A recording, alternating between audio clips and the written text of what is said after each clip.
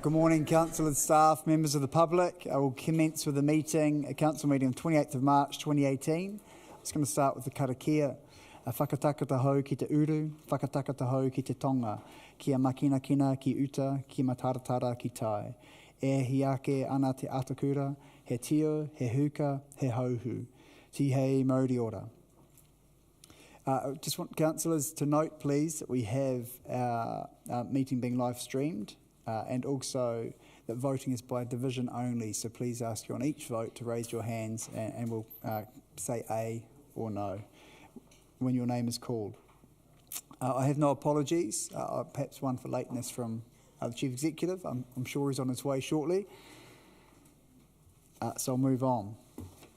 I do have some announcements to make. The first one, on a sad note, the passing of a former Mayoress, Lady Lawrence, who's been passed on to me by Councillor Wolfe, who's just passed away overnight, I understand, Councillor Wolfe, who was married to Ian Lawrence, who's currently in Israel, who's also in intensive care.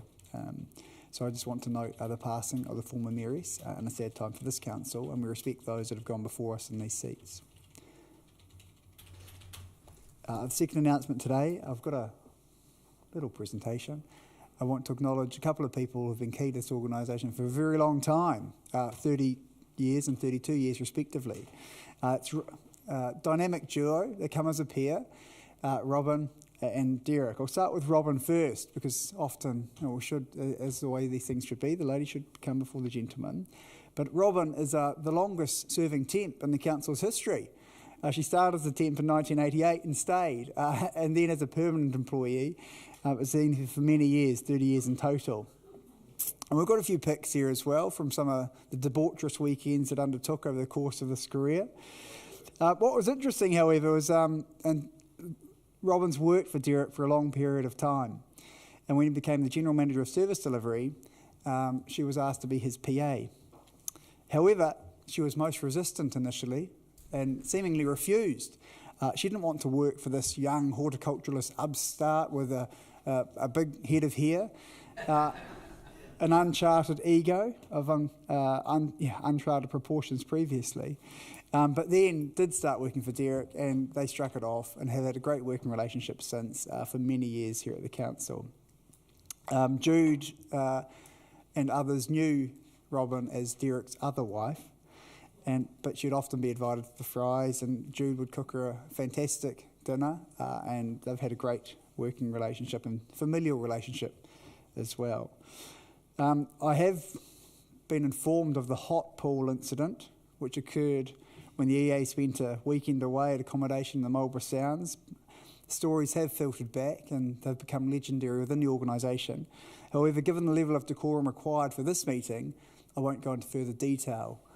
Robin may well like to do so later on, but Robin, on behalf of all of the councillors here and the entire organisation, thank you for your committed service for 30 years, and we wish you the very, very best in the future. Derek Fry. Derek came to us in 1986, so 32 years ago, after having a degree in horticulture at Lincoln University. Derek has had a wide number of jobs, which he's always held, and he's always been held in very high regard in the organisation.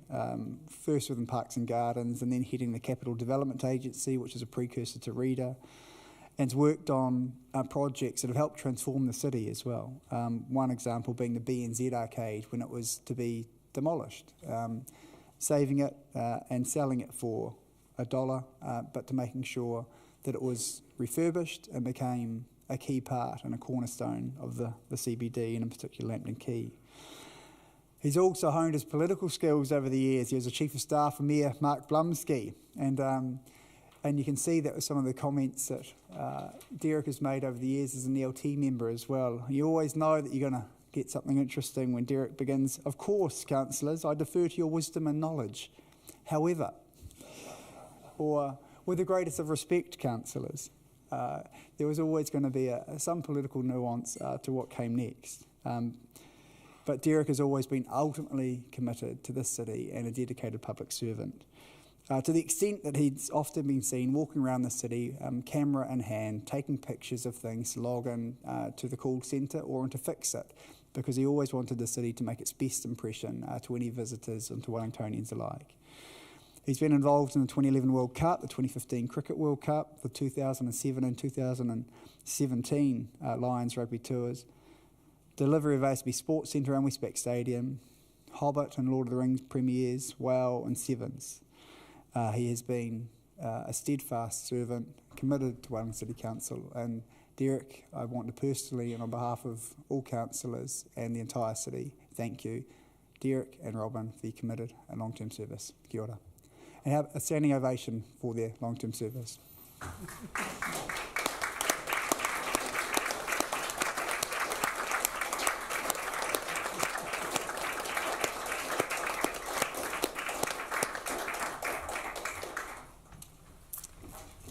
We're very lucky councillors in the city to have very hard-working public servants, and it is good that we can acknowledge them, and Robin and Derek have been two of the best, so thank you. You don't have to stay for the entire meeting if you like, but hopefully it will be a short meeting, so it won't be too painful for you.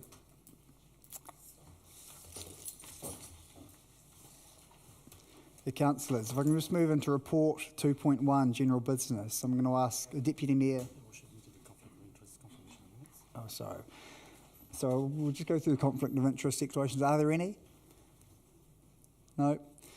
Confirmation of minutes. We'll confirm the minutes of the meeting held on the 1st of March 2018, having been circulated and taken as an accurate record of that meeting. I'm happy to move. The seconder, Councillor Gilbert. I'll put the motion. All those in favour, please say aye. Aye. Yeah, hand up. Against? That's declared unanimously. I just do want to point out there were actually 2 requests for public participation on the representation review. They have been declined because they will have another opportunity to speak through the oral hearings process. And to be fair to all submitters, we want to make sure they have one chance to speak rather than separate occasions to speak. So that will be coming forward, and I'll ask Deputy Mayor Jill Day to introduce that report. Kia ora, ngā mihi, mai aha o te ata. Tēnā koutou katoa, tēnā koutou hoki ki ngā mana whenua o Pōneke, Taranaki whānui me Ngāti Toa Rangatira. It's with great pleasure that I present this report, and I'd like to start by acknowledging and thanking officers for their work on this significant piece of work for Council. Officers have worked hard to keep councillors informed and up to date and to communicate with mana whenua through this process. So under the Local Electoral Act, Council has to review its arrangements for elections every 6 years.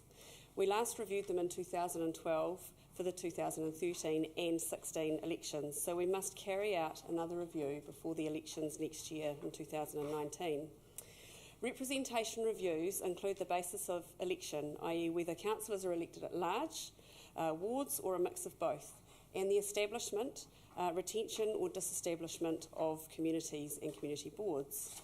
It also determines the detailed arrangements on the number of electoral subdivisions, their boundaries, names and number of members. Although not mandatory, the Council has invited preliminary feedback via an online survey from the public on issues relating to the representation review before commencing the statutory review process. The feedback has been factored into the proposal. What is clear is that our current arrangements do not meet the Act's criteria for a fair representation. These rules say each councillor must represent roughly the same number of people. At the moment, Eastern and Lambton wards do not meet that criteria. The preliminary research has also shown us people would be interested in having te reo names for the wards to sit alongside the English names. Te reo is the foundation of Māori culture and identity. It is beautiful and it's ours. It's official. In our draft Te Reo policy Te Tauihu, our Mayor says that Council has a role as a facilitator and to set a good example. He says we will continue to work with mana whenua to ensure we combine forces to elevate Te Reo to its proper status in our city. It may not be policy yet, but this naming opportunity will not come again for another 6 years. So we took hold of it, and we want Wellington to take hold of these names too. I think Wellington is ready to recognise its te reo history and bring these special names back to the future so our mokopuna can grow up with them and with te reo. According to mana whenua, the proposed te reo ward names were chosen using the principle that the names should be from Wellington's history and recognise a prominent feature within the relevant ward. The chosen names are Pukehino for Lambton Ward, Motu Kairangi for Eastern Ward, Paikawakawa for Southern Ward, Wharangi for Onslow Ward, Western Ward, and Takapu for Northern Ward. So this report sets out the process that Council is required to follow and the key factors it must take into account when carrying out a review. It also sets out the time frame that Council must follow. A number of possible representation options have been developed, including an updated status quo incorporating the most recent population estimates available. For the reasons outlined in the report today, the recommendation that the status quo is retained with minor boundary changes, so that's 5 wards with 14 councillors and the Mayor, with minor boundary changes, and that option be notified as the Council's initial proposal. The review is proposing to make 5 changes to the boundaries and is outlined in the paper. These are explained in the paper and further in the consultation documents, which we've heard handed around today. And so as far as community boards are concerned, the Council must consider whether community boards would be appropriate and are needed to provide fair and effective representation for individuals and communities within its districts. So it's recommended that the Tawa Community Board be retained with its existing boundaries and current membership, so both elected and appointed, and a slight change is proposed for Makara Ohario Community Board to align with the ward boundary, and it makes a lot of sense. The area that was included wouldn't probably have realised it was part of that community board area anyway. So as noted in the paper, the submission period is from the 4th of April to the 4th of May, and the Council must consider and hear all submissions and determine its final proposal based on its consideration of the submissions by 30th of May. Any appeals or objections received on the Council's final proposal must be referred to the Local Government Commission for their consideration and determination. The Commission's determination can only be appealed on a point of law to the High Court. So I'm very happy to move this paper as it is now, and do I have a seconder? Thanks, Deputy Mayor Day, for moving. Councillor Young, happy to second. You wish to speak? No? Do we have anyone else wishing to speak? Councillor Foster. Yeah, look, first of all, apologies for being a few minutes late, and lovely to see you here, Derek, Robin and Jude. Fantastic. I always find the triennial review or the representation review a very interesting process. First of all, I just want to say thanks to the officers for the hard work that they've done in echoing what Jules said. And it's always good to see, well, having you guys here and having Ross here as well on the same day, it's a bit of a treat, really. So thanks, Ross and the rest of the team for all the hard work you've put in there. I'm really pleased, first of all, that we've got the iwi names and also the conversation that we've had with iwi to get to this point, because they came out with some names which weren't quite what we've ended up with at the moment.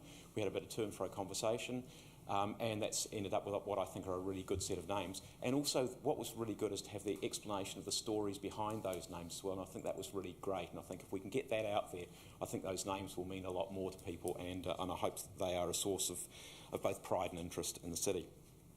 It's interesting, one of the things that's happened over the years, one of the things that used to happen is that when we had 21 councillors, or then it dropped to 18, that 2 councillors, myself and Councillor Hutchings as he was then, kept on appealing against council's decisions to the Local Government Commission and said, look, we think that's too many.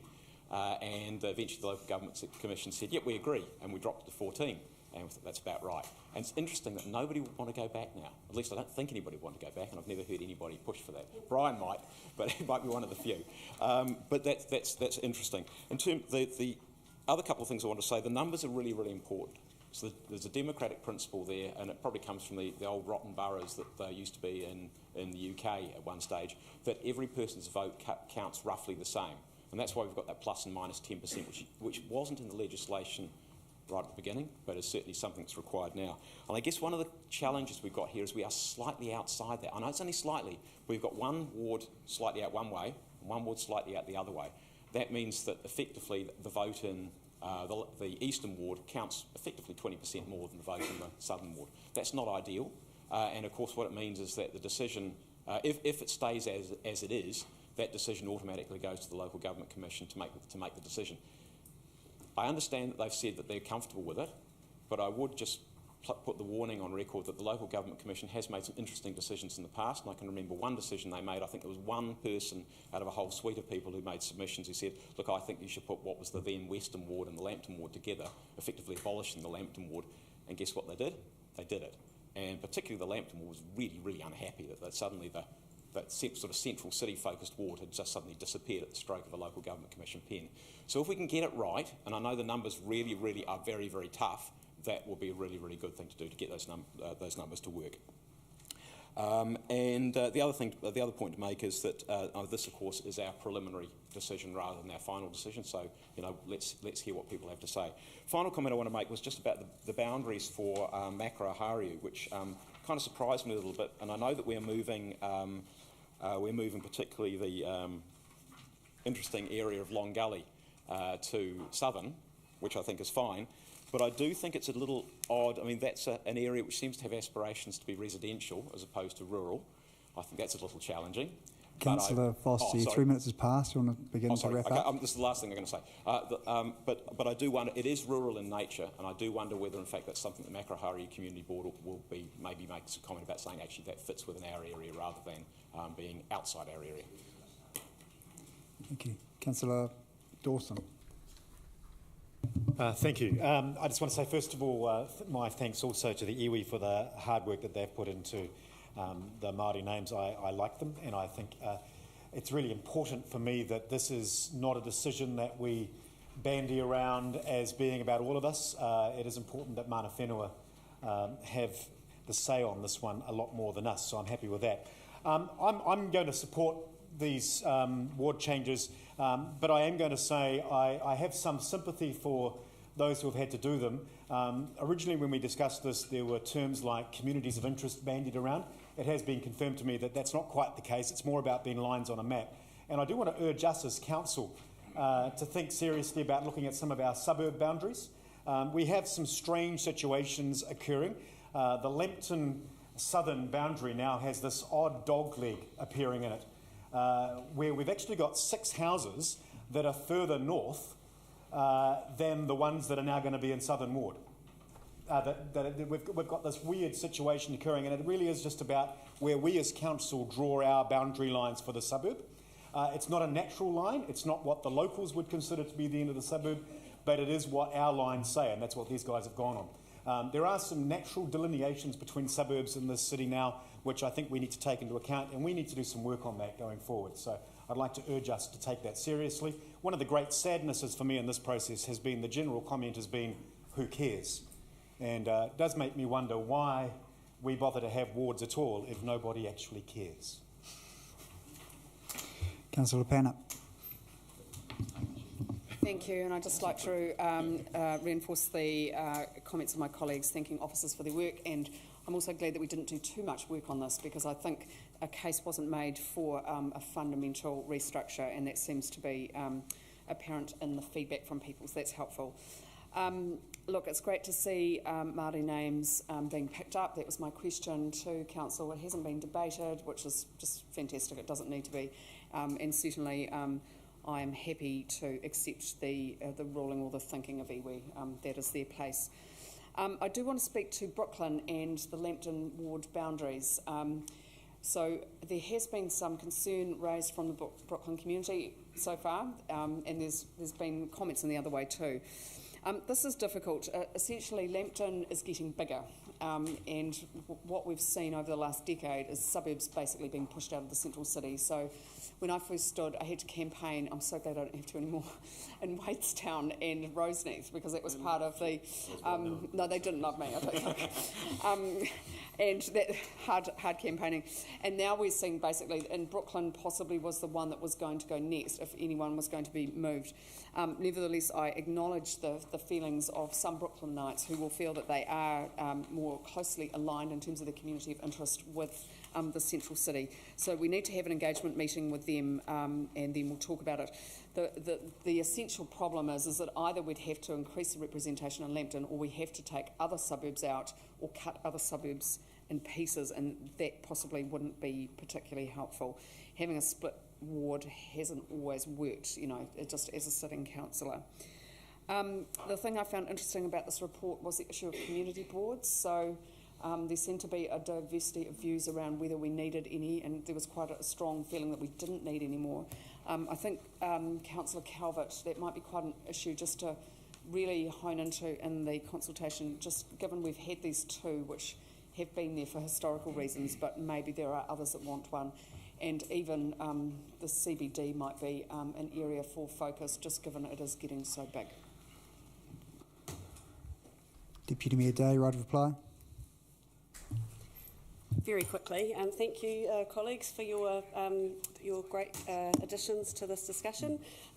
So I'd just like to draw attention to the fact that in our consultation document there is a description supported and helped with by mana whenua, and there is also going to be further information on the website which will actually provide more explanation, which I think is fantastic. It really helps people understand the context of Wellington and why those places are important.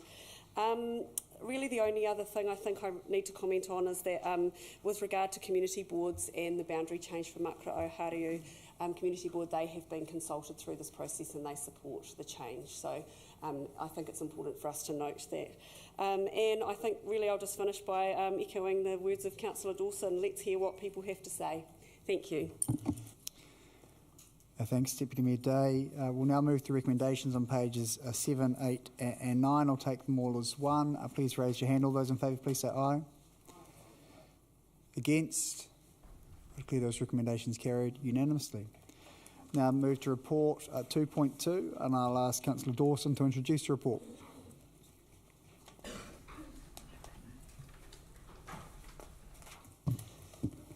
Thank you, Mayor Justin. This is very straightforward. Essentially, Pacific Advisory Group has a number of vacancies at the moment for communities that aren't represented.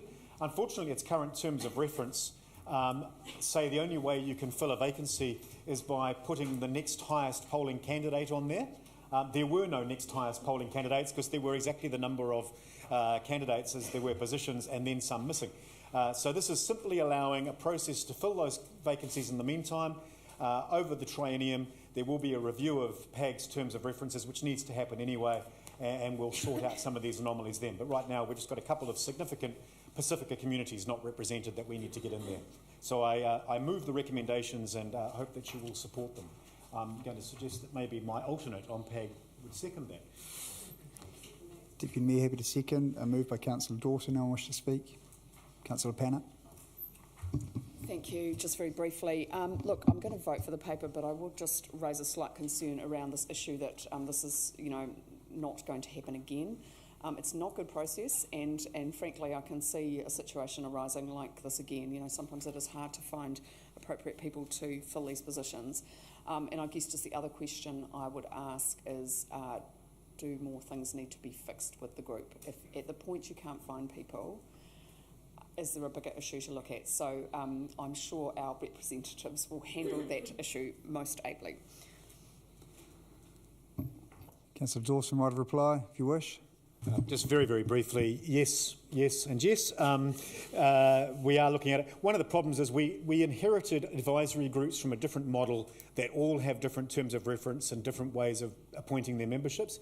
Can I just suggest that a simple, common way of doing things with common terms of reference would make huge common sense? Thanks, Councillor Dawson. We'll move the recommendations that have been, or vote on recommendations on pages 37 and 38. Please raise your hand. All those in favour, please say aye. Against? I declare those recommendations unanimously carried. And councillors, that is the conclusion of our meeting. Thank you.